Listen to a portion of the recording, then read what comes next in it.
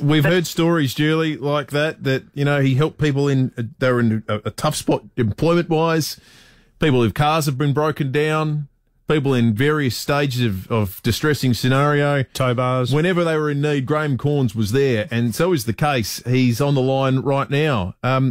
Graham, someone suggested rescue choppers be renamed Studs after this morning.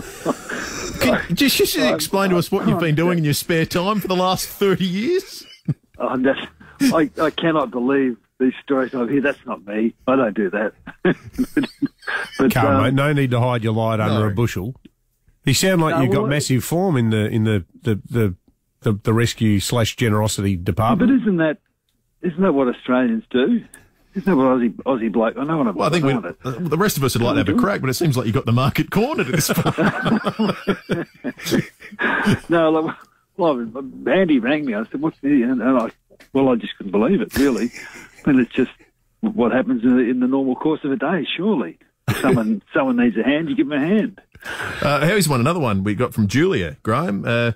Some years ago when my mum Monica was alive, she used to do a regular walk along the Esplanade at Somerton Beach. She was quite elderly at the time when she tripped one day and fell over. She felt very fortunate and grateful when suddenly Graham Corns appeared and assisted her to get up.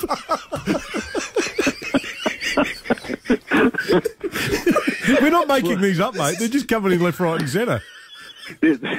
There was one serious one, though, that could have been quite. There was a young fella in a canoe on a rough day about 10 metres out.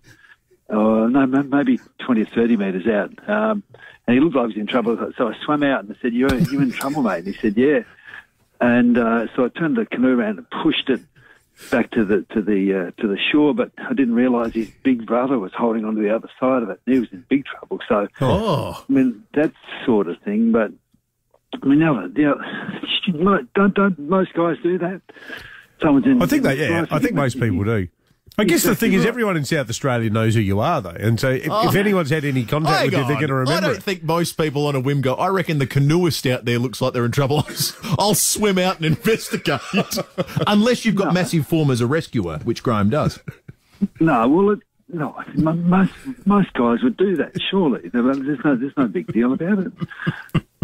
Maybe it's a generational thing, mate. Maybe it's, You reckon? Well, hopefully it's not. Hopefully there's, young blokes who listen to this who are, going to continue behaving in this way. I reckon we get a bad rap. I reckon the current generation gets a bad rap. I'm pretty sure someone's in need and you can help, you do help. Yeah. Surely. Regardless of who you are. Well, even if that's not the case, it's nice to know you're out there, Graham, just helping people out. I am definitely not worthy of this. Attention. This may be the best thing that's ever happened on this program. Unmasking Adelaide's Batman. No, the best thing that happened to our station this week was James Wright. That was, you're right. That was sensational. It was great. You did a terrific interview with him last night with Rowie. Hey, Graham, thanks for coming on, being a good sport, mate. Appreciate it. I love your program, boys. Ring me again sometime. I thought you were reading about the 30th anniversary of the Crows' first game. Oh, that was a pretty good one too, wasn't it? That was 30 years yesterday, apparently. Not a bad start.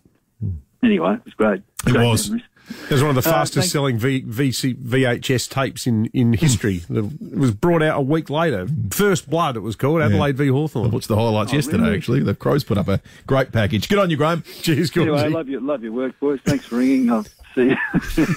The hero. Just remember, South Australia. If you're trapped under a heavy object or, your trailer's come loose, you're in the back of a canoe drifting towards Edithburg, you know who to call. You don't even need to call. He'll be there.